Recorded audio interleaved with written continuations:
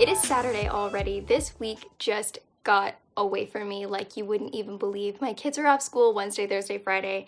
They caught a really bad cold. I caught it as well, but it was like one of those ones that hits really hard and then you recover pretty quick. So this week already kind of threw itself into chaos with having 2 sick kids at home. Also, we were trying to get the house all tidied up again because we had company coming this weekend. One of Jared's like flying friends from this video game that he plays drove here all the way from Wisconsin. And today Jared and him drove up to Ottawa, which is like another 6 hours away from us. So they're pretty far away today. My kids are at their grandparents'. I have just been hanging out this afternoon. I did go outside for about 40 minutes and I was reading Nevermoor. More about that in a minute. But I want to tell you what happened yesterday because yesterday I had all of these plans to do all this cleaning and then I was just going to read in the evening and it was going to be super relaxing and wonderful and nice. And then my dog wouldn't stop digging at my husband's like clothing wardrobe thing, this like cabinet. So our dog kept like digging at this corner and in this cabinet and I was like, what are you doing? Because he's usually so good. And he was being really annoying yesterday. And so finally I went over there and I was like, okay, see, I'm gonna open it up. There's nothing in there. You can leave it alone. And so I open this cabinet and I start digging out Jared's clothes. And I kid you not, a rat jumped out of the cupboard, landed in my lap. I screamed, it ran. The dog chased it behind my bookshelf. And then I spent the next 3 hours ripping my room apart trying to find it. Like, I knew which direction it went, but I didn't know exactly where it was. And I wanted to make sure there was nothing on the floor it could be hiding under, so I had to put everything on my bed. My room was completely in shambles. It was some spring cleaning I wasn't planning on doing yesterday. So anyway, I ended up pulling everything out from the walls so it couldn't get behind anything, and the last piece of furniture I had was my bookshelf back here. So I figured it had to be behind there. It wasn't behind anything else. There was nowhere else it could go. So I wedged it open a little bit so that it was kind of trapped in there. So I had this bar in our room that Jared uses for like chin-ups or whatever. And so I grabbed that because I was like, if I'm gonna have to hit it, I don't know what I'm gonna have to, like, I want this rat out of my house. We didn't have any traps that were big enough for a rat. We've never had a rat. This was really weird. We don't know where it came from or how it got in. Not a good time. So anyway, I ended up catching it like by its tail, but then I couldn't reach it because I was going to put it in a box or something. Like I was going to try and get it in something so I could take it outside of the house. Anyway, I couldn't reach it. So I'm sitting there wedged behind my bookshelf with a rat trapped in the corner. And I ended up asking my son to bring me the vacuum because I figured that would be the only way I could get it kind of stuck because I didn't want it to bite me. And so anyway, this thing shot up in the vacuum, and yesterday I learned that you can indeed catch a rat with a vacuum. It was the most ridiculous thing. My husband came home from work and I tell him this whole story and he's just like, I can't believe that even worked. I couldn't believe it either. But now our house is rat-free, so that's great. Now that I've told you my rat story, I'm sorry to anyone who's heard it before. I know some of you who are watching have heard it because I told you on the weekend and I was just like freaking out that I had this rat in my house. And like, no, rats don't inherently scare me. I used to have pet rats, but wild rats are disgusting. Wild rats are on a completely different playing field than pet rats. Anywho, this week I'm going to update you on what I've been reading. So I did start Words of Radiance actually last Saturday, I think. I can't remember if it made it into the vlog or not.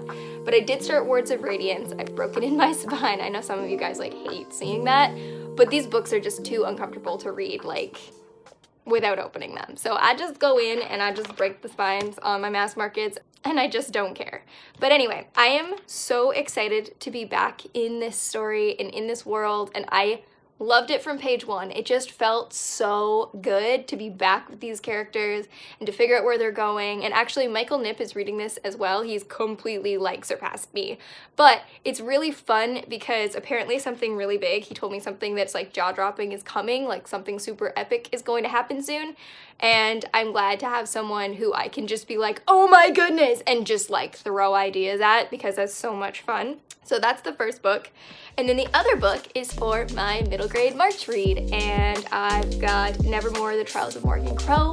And I am loving this so much more than I expected to. Like, I expected to like it. It's been on my radar for a long time and I thought that it was gonna be like really cute.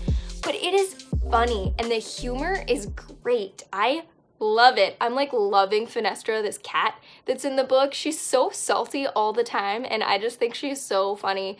Morgan has this incredibly wonderful, like, sarcastic humor. Jupiter is this really like whimsical, odd, quirky character that you don't get a lot of information out of. He kind of keeps everyone on like a need-to-know basis kind of a thing. But I love the characters in this book. I love the dynamics of everything. It's so much fun that I find myself gravitating to it, even though like it's quite long for a middle grade, or at least it feels quite long for that age range, but it's so good, and I'm definitely going to be plowing through the next 2 at some point because it's so good. I'm sure everyone by now kind of knows the synopsis for this, but it's about this little girl who is supposed to die on her 11th birthday, and she ends up being taken to Nevermoor to participate in these trials to get into this like special society. And it is so fun. Like, I understand the hype. I completely get it because I don't know how you couldn't love it. It's so fun and whimsical. And I love like the like magic of Nevermoor. It's so good. I love it. I've just been like soaking up every word. And then this week, I got a decent amount of book mail. I got a few books, and this is the other thing I wanted to tell you about. I don't think I'm going to be filming these. I learned that trying to film these every month and just trying to film them in general kind of killed my creativity a little bit. I have not used a bullet journal in actually probably since November. Like, I don't think I've used it at all. I had an old one. There was only like 15 pages left, so I don't feel bad about buying a new one without using up the old one. It's pretty much used up. But I was gonna get a new one right at the new year, and I just couldn't bring myself to do it. I just couldn't do it. And then as things have started to like get more busy, and I've started getting more books from publishers and wanting to keep track of like pub dates, and I've got a really good YouTube schedule, and sometimes things on Instagram need to be scheduled, I was finding that I was kind of starting to drop things and I couldn't keep everything organized. So I decided that we're gonna go back to basics, and we're gonna go back and try out the bullet journal again and see what's going on. So I did end up grabbing this one. I'm obsessed with this color. I have to say, because a few people were like, I don't really like the Leuchtturm paper, bloop, bloop, bloop. And honestly, I have a feeling that isn't the same as it is in my old journal, because I noticed when I was using my microns, unless it has something to do with how old they're getting, I don't know. I don't think so though. It definitely shows through more than it used to. Even like this part here, you probably can't see that because it's glaring, but it's like on the cusp of bleeding, and I've never had that before. And I've colored lots of pages with my microns, and I don't know what's going on, but I'm gonna use it anyway because I bought it. It was pretty cheap. It was on sale. I'd have a hard time paying a lot of money for something. I don't know if I'll keep up with it. I did for a long time, but we'll see. I am really enjoying it. I've been loving like going back and doodling and having a nice little bit of organization. I had a lot of fun drawing these. The little mushrooms and stuff are loosely based on some pictures that are in one of the middle grade books that I picked up this week, which I will show you also in a second. But I'm really excited to be back into bullet journaling again. It's definitely helping me like feel organized, and I have a whole bunch of spring cleaning and stuff I want to do, so it gives me a spot to write everything down that I'm not gonna write like on my kitchen calendar or whatever. Keeping it really low pressure, but I will definitely show like flip throughs and stuff from time to time in the vlogs if you guys like that. But getting into the books. So first I'm gonna get to the 2 that I bought, and then I'll get to the 2 that were sent to me. So the drawings were loosely based on some of the illustrations from Snow and Rose by Emily Winfield Martin, and I am so excited to read this. This book is so pretty. I can't handle, I'm trying to like flip through it without actually reading anything because I don't want to spoil the story for myself, but I am loving, like this is just one of the back pages. But I'm just loving the illustrations that are in this book. They're just so pretty, and I'm so excited. I have no idea what this story is about, but it feels really whimsical. I read the first couple pages, and it seems like a writing style I'm really gonna be into. And I think it's kind of cute because the girls on the front reminded me of my sister and me. But I'm really excited to get to this one. I doubt I'll get to it for middle grade March because I have so many books I want to read, but I think I kind of want to sprinkle them throughout the year anyway. And then the other book I picked up is another Katie Made Me Do It, and this is Sweep, the Story of a Girl and Her Monster, and this is, I think, about a little Jewish girl who is a chimney sweep, and it's loosely based on, I think it's Jewish folklore about these little golem monsters. I don't really know, but everyone says it's gonna make me cry, and I love that. I love books that make me cry, but I feel like it's gonna be really, really sweet, and I'm really excited to experience this story. So getting into the books that I was sent, these were both very kindly sent by Penguin Random House, and I'm really excited for them. The first one, they actually sent me a finished copy of The Deep, which I am so excited to read. I am definitely planning to read this on April, so I have 2 definite books that I'm going to be reading in April, but this just sounds like such an interesting story. This is supposed to be based on the Titanic with like a horror twist, and then it somehow moves over to the Britannic, which is like the sister ship of the Titanic.